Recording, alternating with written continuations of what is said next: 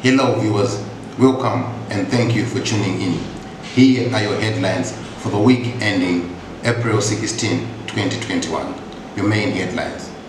Vice President Constantino Chiwenga offer fails to entice Chilonga people.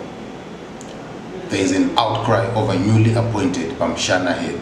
Mwenezi government worker breaks down in court as wife claims 14,000 maintenance. ZAC launches investigation into exiled businessman Mtungwa Mawere Mount Pleasant House.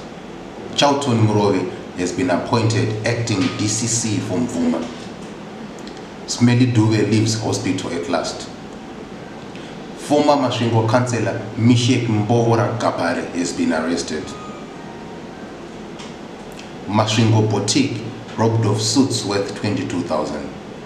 Zexcom Housing Cooperative enjoys free water for 5 years.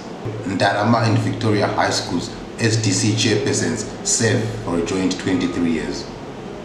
A Chinese mine has imposed itself in Buhera. Buhera twins burned to death. The Douglas Mgonzora-led MDCT has elected a provincial committee. Reformed Church University to establish third campus in Mpandawana. Chivu school goes 2 months without water.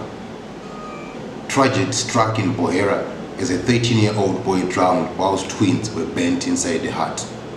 For these and more headlines and details, remember to like, subscribe and share the Mirror Digital platforms on the details provided on your screen. Always remember to sanitize, observe social distance and wear your mask. From me, Simbarashe Mtembo and the crew at the Mirror, have a blessed weekend. Masvingo boxer Boyka impresses in Dubai.